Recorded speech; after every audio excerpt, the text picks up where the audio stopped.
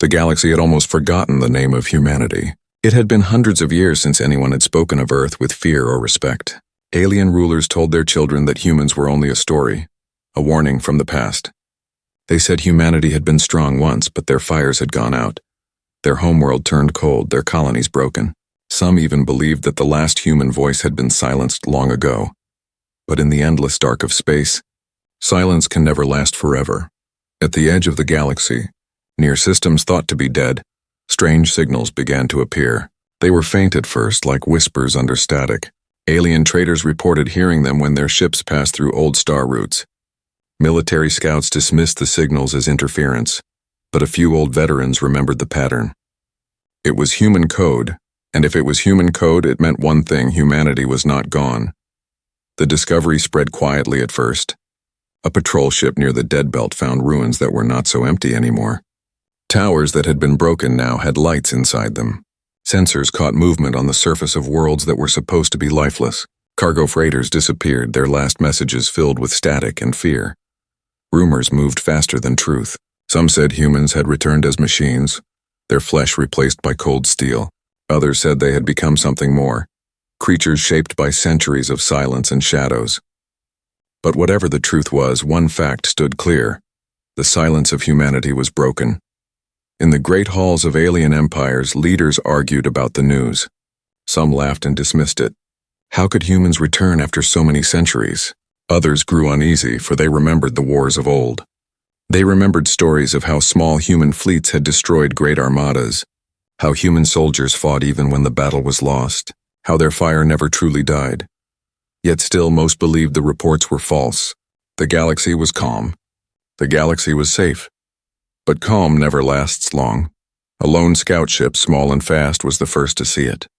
Drifting near the edge of an abandoned star system, the pilot saw a shape rising from the clouds of a ruined world. At first he thought it was a mountain. But mountains do not move. Mountains do not shine with armor and steel. It was a ship, not an alien ship. Not a shape known to the galaxy. It was old, scarred, its hull marked by time, but its heart was still burning. The scout watched as more shapes rose from the world below, ships carrying the mark of humanity. He tried to escape, but the signals found him. A voice broke through the static. It was not alien. It was not machine. It was human. The scout never returned. Only fragments of his last message reached his empire. His words were broken, filled with fear, but one line was clear enough to terrify even the strongest rulers. They are back. The galaxy trembled. Some still refused to believe, but one by one reports arrived from other sectors. Merchant convoys destroyed, mining colonies burned, patrol fleets vanished in empty space, and each time survivors spoke of the same sight: warships that carried the old red markings of Earth. The silence had ended. Humanity had spoken again, not with words, but with fire. For centuries, the galaxy had thought humans were weak, forgotten, and broken. But in the darkness, humanity had been waiting. They had been building far from the eyes of empires. Every defeat had been remembered. Every betrayal had been carved into their memory, and now the first spark of their return had been lit. Aliens gathered in secret chambers, whispering in fear. They asked questions they could not answer. How many humans had survived? How strong were their fleets? What did they want after all these years? The answer came soon enough. From the shadows, a message was sent across the stars. It was short, sharp, and carried in a code the galaxy had not heard for centuries. Every ruler, every fleet commander, every soldier who read it felt the weight of it in their bones. The message said, "We were never gone." Shadows in the stars. The galaxy did not sleep easily after the first reports. Across alien empires, whispers spread like fire. Some said the humans had returned with fleets larger than anything the stars had seen. Others believed it was only a trick. Shadows dressed as soldiers, old ships dressed as ghosts. But no matter how many lies or doubts were spoken, one truth pressed down on every world. Something was moving in the dark. A council of great powers was called. The alien rulers gathered, their voices echoing across the halls of cold stone and metal. Each leader carried pride, fear, and memory of the old wars. They argued for days. Some demanded fleets be sent at once to crush the humans before their strength could grow. Others laughed and mocked. Humanity is a dead flame, they said. What can they do against the weight of the galaxy? But while the council wasted time, shadows were already moving. In the border systems, patrol ships reported being followed by shapes that stayed just beyond the reach of scanners. No matter how fast they moved, the shadows followed. Some ships fired into the dark, but nothing returned fire. Not at first. When the shadows finally struck, they struck with silence. Entire patrol groups vanished, leaving behind only wreckage drifting among the stars. The survivors who managed to escape told the same story. The attackers were human ships, scarred but alive. They moved like hunters, fast and patient, and they struck only when certain of victory. They carried no banners of empire, only the marks of Earth, symbols painted in red on old steel. Fear grew, but the galaxy was still slow to act. It was easy to believe the humans were few, a dying race clinging to old machines. But the shadows kept coming. One night, under the pale skies of a world called Yethra, the alien governor stood on his palace balcony and saw something his kind had not seen for centuries. A ship passed overhead. It was not alien. It was human. The governor trembled. That ship did not fire. It only passed slowly, like a reminder, like a warning carved into the sky, and then it vanished into the clouds. News spread. Humanity was no longer hiding only in ruins and forgotten worlds. They were stepping into the open. On distant colonies, strange messages appeared on screens and walls. No one knew how they were written, for no human was seen. But the words were simple, written in many tongues. We remember. Merchants began refusing to travel near human space. Entire trade routes fell silent. Some alien lords grew rich by selling weapons to frightened worlds. Others begged for peace talks, but no one knew where to send the words. The humans spoke only through fire and silence, but silence is its own kind of weapon.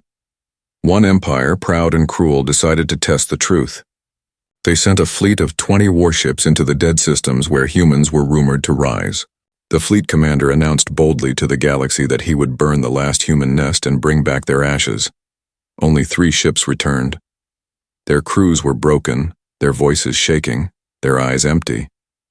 They spoke of being hunted in the dark. They said human ships moved like wolves, circling, striking, vanishing. They said the stars themselves seemed to belong to the humans, as if the darkness was their home. But the most terrible part was not the battle. It was the moment when the humans spoke. A voice came across the comms, cold and steady. You should have left us alone. Then the fleet was gone. The galaxy could no longer deny the truth. Humanity was back. Not as beggars, not as refugees, not as weak survivors. They had returned as shadows and hunters, as a people shaped by silence and exile. And the aliens began to ask themselves, what had humanity become in all those lost centuries? In hidden chambers, spies whispered of worlds lit with human cities again, of armies drilling in the dark, soldiers wearing armor that looked older than memory, of warships hidden beneath clouds and oceans, waiting for the signal to rise. One spy spoke of seeing Earth itself, though the world was said to be ash. He swore he saw cities rebuilt, towers rising from ruins, and a great fleet orbiting above, silent but alive. His masters killed him for speaking such madness, but the story spread anyway. The galaxy trembled not from battles, but from fear of the unknown. For no empire, no council, no ruler could answer the simplest question. How many humans were there? Some said a few thousand. Others swore it was billions. Some said their fleets were broken relics. Others believed humanity had forged weapons that the galaxy could not imagine. But all agreed on one thing. The shadows in the stars were growing, and they carried the name of Earth. The silence had ended. The waiting was over. Humanity was not gone. Humanity was coming back, and this time the galaxy would not forget them again. The first strike. For months, the galaxy had lived in fear of whispers and shadows. Humanity had moved unseen, striking patrols, haunting trade routes, and sending warnings written in silence. But no empire had yet seen the full force of their return. That changed on the day of the first strike. It began in the Yelthar system, home to a proud and powerful empire. The Yelthari were old rulers of the stars, their fleets known for size and cruelty. Long ago, they had fought humanity and claimed victory. They were the ones who spread the story that Earth had been broken, that humans had been erased. For centuries, their leaders wore that victory like a crown. So when whispers of human return reached them, the Yelthari laughed. They are ghosts, their emperor declared. They are shadows, his generals agreed, and so they grew careless. On the outer world of Tharn, a mining colony filled with silver towers, the night began like any other. Workers carried ore, merchants sold their goods, and soldiers patrolled the skies. The people believed their empire strong, their fleets untouchable. But above the clouds, in the quiet cold of space, the hunters were waiting. The first sign came as silence. The colony's satellites went dark, one by one. Communication lines cut off. The planet turned its eyes to the stars, and for a moment they saw nothing, only empty sky. Then the ships appeared. They did not come with banners. They did not come with music or warning. They came like shadows falling from the dark. Human warships, heavy and scarred, dropped into orbit. Their hulls were painted with the marks of Earth, red streaks across steel. Their engines burned like fire in the night. The Yelthari garrison scrambled to fight. Fighters rose from the colony, sleek and fast, but the human ships moved like predators. They cut through the fighters with cold precision, their weapons silent flashes of light that tore metal apart. The colony's defense fleet rushed in, 12 warships, strong and armed. For a moment, the people on the surface cheered. Surely 12 ships could crush the intruders. But hope died quickly. The human fleet did not fight with numbers. They fought with patience, with strategy born of centuries of waiting. They circled, they trapped, and they struck only where the enemy was weakest. One by one, the Yelthari ships fell, broken and burning, their wrecks raining fire across the sky. On the ground, fear turned to panic. Towers shook as debris rained down. People ran to shelters, their voices filled with terror. The old stories were alive again. The humans were back, and their wrath was real. The governor of Tharn sent a desperate message across the stars. We are under attack by the Forgotten Ones. We are burning. Help us. But no help came. From orbit, the humans spoke at last. Their voices cut into every channel, clear and cold. You thought we were gone. You thought we were weak. But we remember. Then the bombardment began. The sky turned red as fire rained down. Human ships unleashed weapons the galaxy had not seen in centuries. Towers fell, streets burned, armies scattered. The colony that once laughed at old human stories was crushed beneath the weight of vengeance. By the time silence returned, Tharn was ash. The first strike was complete. News of the destruction spread faster than light. Across the galaxy, rulers and soldiers listened to the reports in silence. Some refused to believe. How could a forgotten people burn an entire world in one night? But survivors told the same story, their voices broken. They came from the shadows. They fought like wolves. They destroyed everything. The Yelthari Empire, once proud, now trembled. Their fleets were large, their armies strong, but the fear of humanity was stronger. Old veterans who had once fought humans wept, whispering of battles they thought forgotten.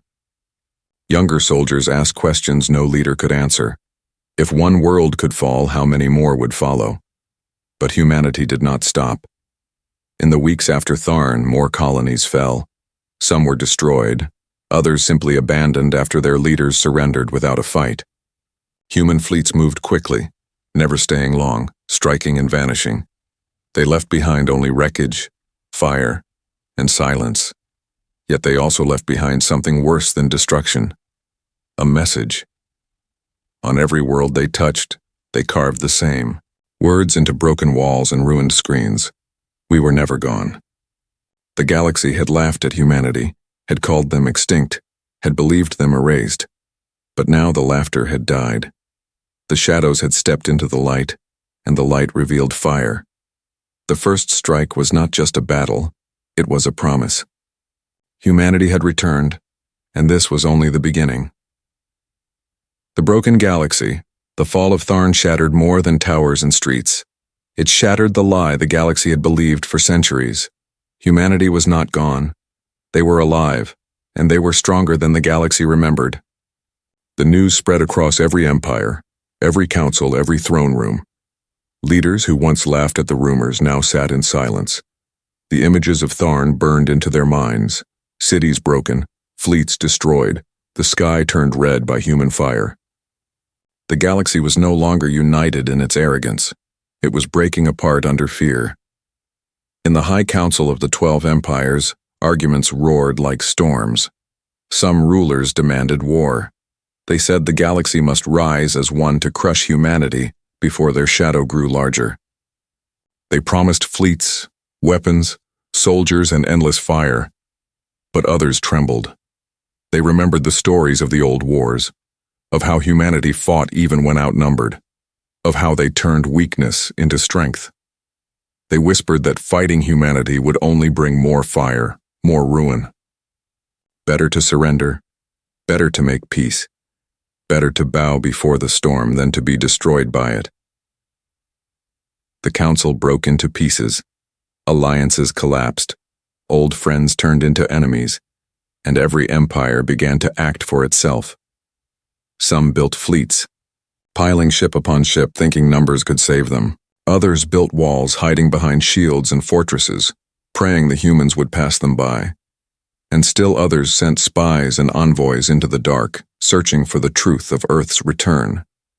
But truth was hard to find, for humanity revealed little. They struck where they wished, vanished when they chose, and left only fire behind. To some it seemed they had no plan, only vengeance. To others, it looked like strategy. Each strike carefully chosen to spread fear, to break the galaxy without needing to fight it all at once. The broken galaxy whispered and trembled. Merchants abandoned trade routes near human space. Markets went silent, shelves empty. Refugees poured from border worlds, their stories filled with terror. Children cried in the night, and their parents told them to be quiet, for even a whisper might call the humans down upon them. But humanity was not only fire, they were also silence, and silence is its own kind of weapon. On one world, the people woke to find their skies filled with human ships, but no fire fell. Instead, messages appeared across every screen, every channel. We remember you. We do not forget. Then the ships left without a single shot fired. The people lived, but they lived in fear, for they knew the humans could return at any time. Other worlds were not so lucky. Fleets that resisted were broken. Colonies that mocked were burned. Empires that boasted were silenced. Humanity was no longer hiding, no longer waiting. They were showing the galaxy piece by piece what their silence had created. In hidden chambers, alien spies carried reports. They spoke of human armies drilling, in shadows of war machines rising from oceans, of great shipyards burning with new life. Some even whispered of Earth itself, rebuilt and alive, its skies filled with fleets that had waited for centuries. The galaxy broke further with every story. Some empires surrendered before a single human ship appeared. They sent messages into the dark, promising tribute, promising loyalty, begging to be spared. Others plotted in secret, seeking new weapons, ancient artifacts, anything that might stand against humanity's wrath. But unity was gone. Trust was gone. The galaxy was broken, and humanity had done it with only shadows and fire. In the ruins of Tharn, a lone survivor wrote words that spread faster than fleets, carried from world to world, whispered in fear and awe. We thought they were gone. We thought they were weak. But the humans are not what they were. They are something else now, something the galaxy cannot stop. And so the question grew louder in every council, every palace, every silent hall of power. What do the humans want? Were they here for revenge? For conquest? For justice? Or did they want something darker, something no alien could understand? No answer came. Only silence, only shadows, only the memory of fire. The galaxy was broken and the humans were not finished. The return that shattered worlds. The galaxy had broken into fear.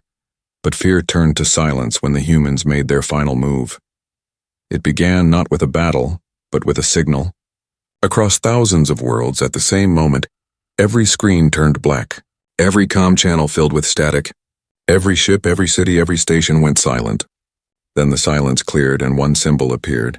It was simple. A blue circle crossed with a red mark, the old flag of Earth, a symbol the galaxy had not seen for centuries.